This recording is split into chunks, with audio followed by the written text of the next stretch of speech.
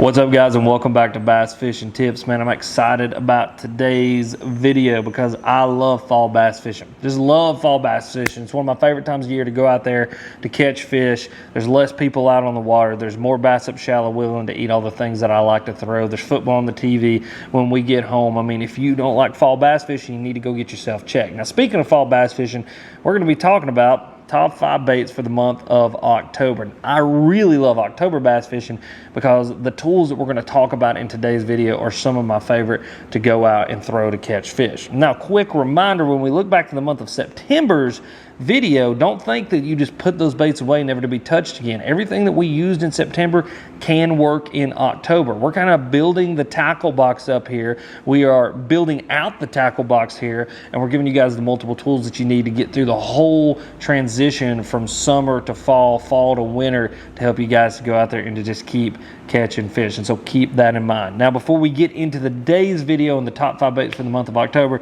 I need to talk about the winner for last month's, and that is going to be Mr.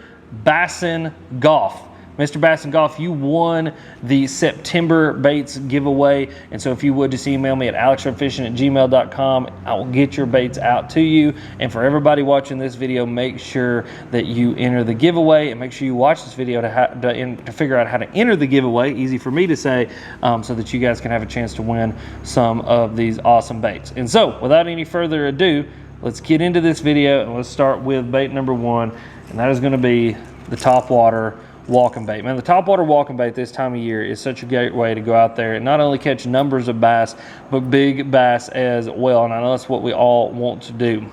Now, this time of year in particular, the further that we get into fall, as these temperatures start to change, days start to get shorter, like I've said in multiple videos before, these bite windows start to get longer. As days get shorter, bite windows get longer.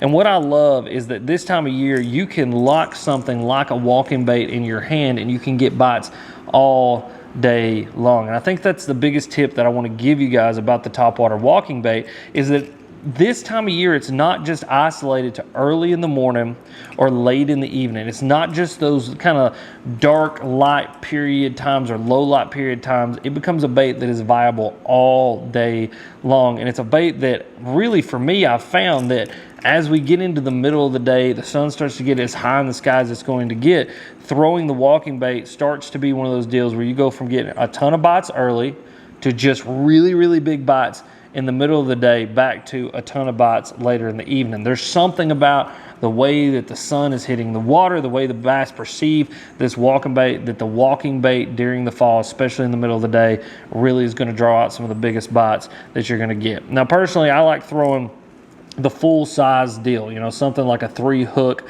This is a Jaywalker 120. This is that, you know, full size spook style topwater that we all love. You know, you could throw a super spook. I got several of those in my box as well, but just go something in that full size profile. It's not that the smaller profiles like a Spook Junior or even like a smaller Jaywalker wouldn't work. It's this, if I'm going to throw it and I'm looking to get those big bites, I've noticed that bigger than average profile, just that bigger profile, your more standard profile, is going to be what gets the biggest bites. Now, something in different shad colors is really what I'm going to focus on, but there's some of you guys that are living in parts of the country where shad aren't the predominant forage. Throw something that looks like a bluegill. It's really, really simple. Whatever that predominant forage is up shallow, just try to do your best job of mimicking those color schemes. Bass will get used to this time of year eating certain colors, profiles, and sounds, and if we can do a good job of either hitting all of those or 2 of those or even 1 of those different factors, you can get those bass to eat. And so for me, my part of the country that I live in, it's a bunch of different shad patterns. Now, this is like a clown color. You got that red head on there. I have found that this time of year, some sort of color shift like this from one color to the other, some sort of contrast, can help you to really get those fish to commit to it. You'll have a lot of bass that blow up on your stuff, especially topwaters this time of year, and they'll just blow through it. And the reason that they're blowing through it like they are is because there are so many millions of bait fish and or bluegill or whatever it is up shallow. And so a lot of the times they'll get to the point where they'll commit to something but not eat it with a ton of intention. And I have found having some sort of target for them to hit, like the redhead on this jaywalker, can help to go from not only a commitment but also eating it with intention, which allows you to get those fish into the boat, the bank of the kayak, or wherever you guys happen to be fishing. But absolutely love topwater walking bait this time of year, fishing around hard cover, fishing it all day long, and just going out there and having a ton of fun getting some blow-ups. Now, bait number 2 is going to be, it's kind of funny because we're going to start at the top, and then we're just going to get a little bit deeper as we go, while still maintaining kind of that shallow water fall fishing thing that we all love. The next bait is going to be one that is, to me, in like the top 5 deadliest baits of all time. You know, you got things like the Cinco or a wacky rig style stick bait, obviously super deadly. Things like the soft jerk bait, the chatterbait, crankbaits and jigs and stuff like that. And then you've got this one, and it is a bait that, what's really crazy is there's people who don't have a ton of confidence in it, even though it is a bait that, like I said, is super deadly and has won a ton of money in the tournament scene, and that is going to be a jerk bait. I love throwing a jerk bait this time of year. One of the main reasons I love throwing a jerk bait this time of year is it stands out. You have got to make baits stand out this time of year because, like I said, there are millions, if not billions, on some of these lakes of shad up shallow. And I actually have a story around the jerkbait, and it's a perfect example of what I'm talking about. You guys can go actually watch this video over on Alex Red Fishing. If you've not subscribed to my main channel, you need to go do that, Alex Red Fishing. I've been doing it for a decade, over 100,000 subs over there. It's where I put all my on-the-water fishing stuff and my adventures that I love to go on. But I went out to Oklahoma with Mr. Edwin Evers. You guys probably know who he is. Won a classic. It's kind of a big deal. But I was out there fishing with Edwin. We were fishing on a small Oklahoma lake that was just inundated with shad, tons and tons of shad up shallow. And we had been throwing spinner baits all day long. And we were actually doing a little bit of a challenge. And the challenge was we got to pick 3 baits, and we had to keep those 3 baits tied on all day long. And we had to catch fish on those baits, and whoever ended up catching, I think, the biggest or the most or something like that, ended up winning the quote-unquote challenge. And one of the baits that I picked out was the jerk bait. And you know, Edwin was amazed. He's like, why are you picking a jerk bait?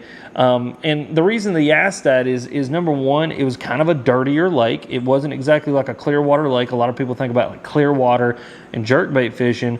And then the other reason was, like, I think it was just one of those deals that he knew that it was fall, that it's really fast moving, and that something that pauses and something like that maybe wouldn't work as well on this lake, and probably just a bunch of past experience that made him think that that bait wouldn't work, and ended up catching one of the biggest bass of the day on the jerkbait. And what happened was, threw this jerkbait up on the bank, there's this massive wad of shad up there, and I start jerking this jerkbait, and these bait fish just start moving out of the way. They're getting out of the way of this jerkbait. They're trying to get away from this jerkbait, and you watch it as this jerkbait stops, this cloud of bait fish opens up, and a largemouth rolls up and grabs that jerkbait, and I ended up catching that fish.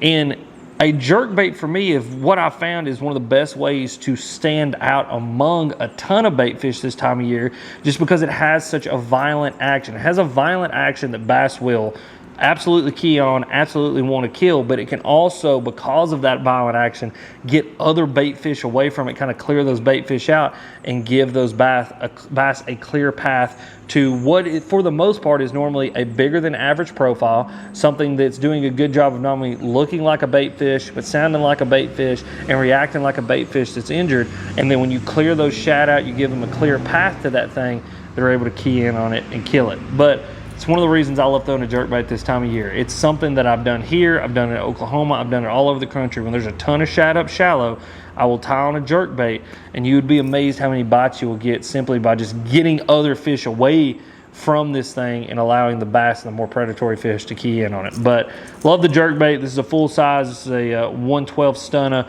3-hook jerkbait, something in a shad profile, normally something either translucent shad-ish profile if it's sunny outside, something more matte finish when it's cloudy, and just go out there and go to work on them, catch some fish.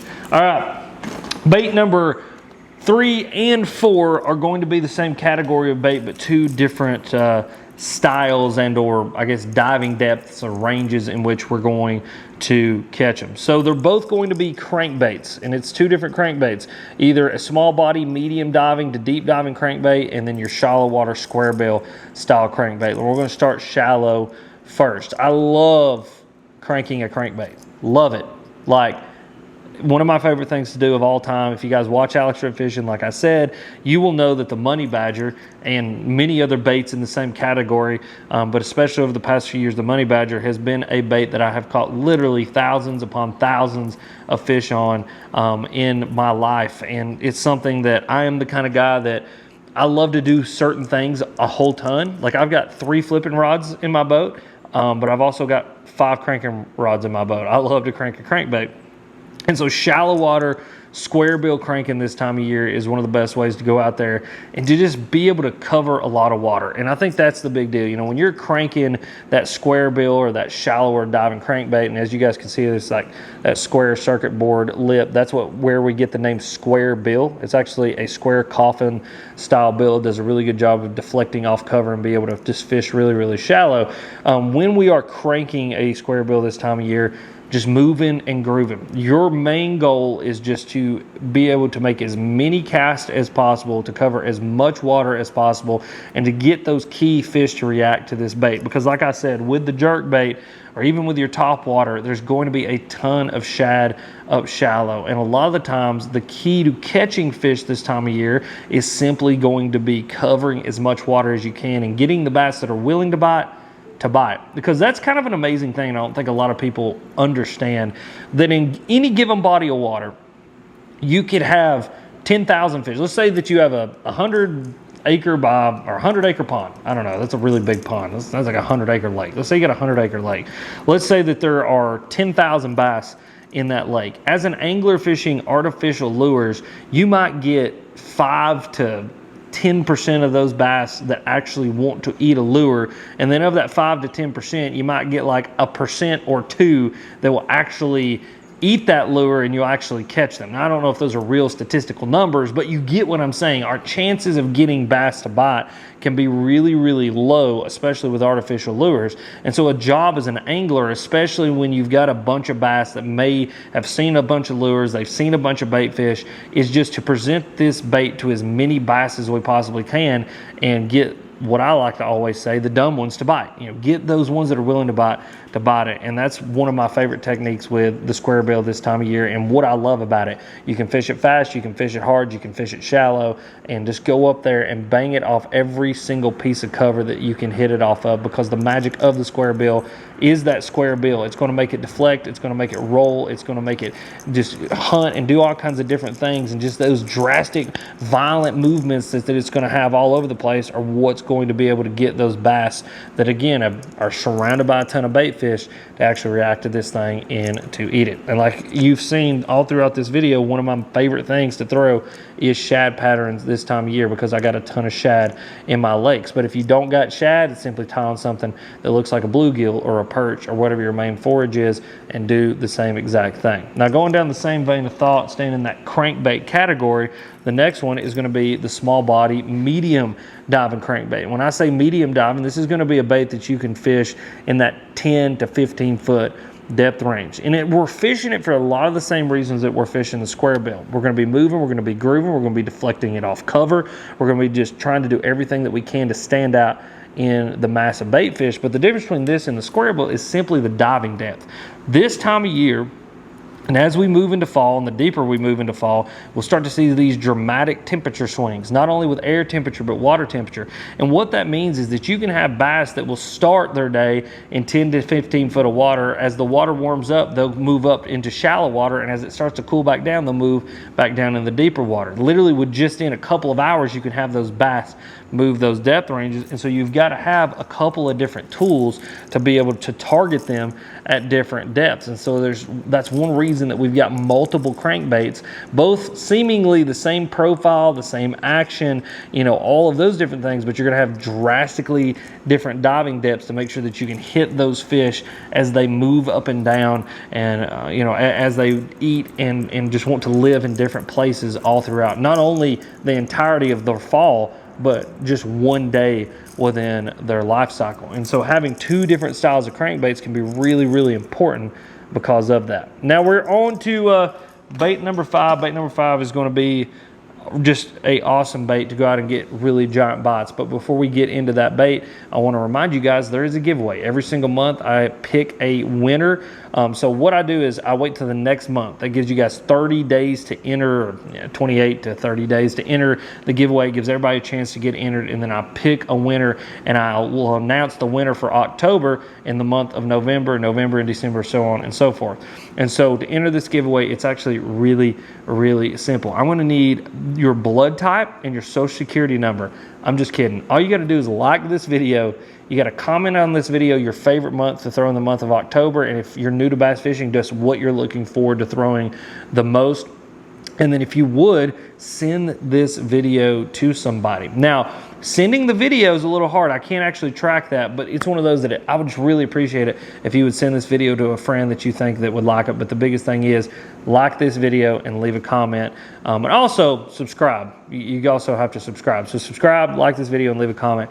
You guys will be entered to win the giveaway. All right, so now without any further ado, let's talk about the last bait, or bait number 5. I definitely wouldn't say it's last, but definitely not least for the month of October.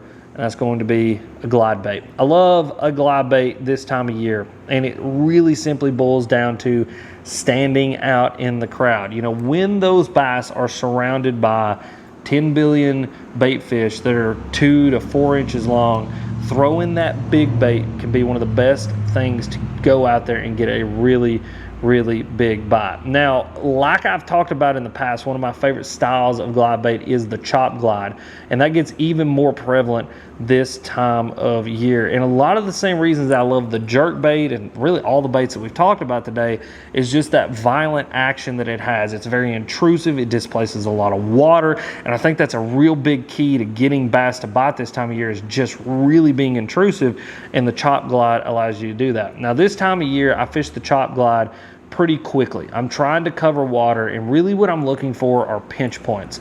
And what I mean by a pinch point is not only like a physical pinch point, like maybe where it's a bridge funnels water through there, or where, you know, a dock and the bank kind of butt up together and you'll make that funnel in between those two things. It's a point at which fish can ambush, but also things like the ends of trees. You know, bass will use the end of a tree, will use that transition between that hard piece of cover and the open water to actually attack and to kill things. And so anywhere that bass can ambush, and it can use to its advantage an area to actually like push that bait into, and or just like isolate that bait and to attack it, that's what I'm looking for this time of year. Now, the big thing about the chop glide this time of year that I'm doing is I'm throwing in those areas and I'm making multiple presentations.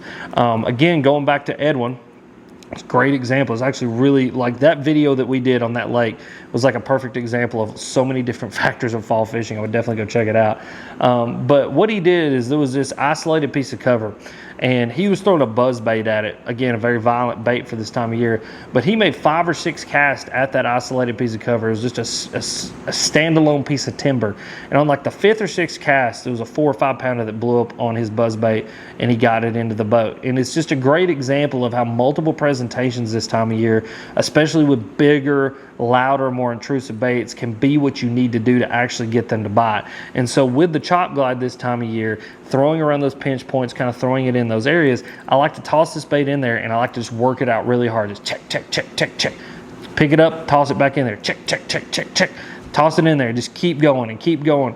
And you'll be amazed at how on that 3rd, 4th, 5th, even 6th cast into that area, there'll be a way that you move that bait out of there. There'll be the angle that you move that bait out of there that'll be the one that the bass wants, and they will absolutely destroy it. And even followers, you'll have them follow it out and go settle back down. Follow it out, go settle back down. And then again, there's something about that 5th, 6th, even 7th presentation that'll get that bass to bite. And so it's one of those things that it's like, fish fast, fish violently, but fish methodically. And I think that that's a huge piece of advice that I can give you, especially moving into the month of October and all throughout the rest of the fall, is you can fish fast. You can be very loud, you can be very intrusive, you can throw these just, you know, square bills and jerk baits and topwaters, these super power fishing baits. Fish them fast, but fish them very, very methodically. Make multiple casts. If you believe a bass is sitting there, throw in there multiple times. And I can promise you, one of those casts, you'll get that bass to eat. So yeah, there you guys go. Month of October, one of my favorite times of year to go bass fishing. I hope it is your favorite time of year to go bass fishing. I hope you're out there catching a bunch of fish. And if you guys enjoyed this video, click this video. It's popping up right here.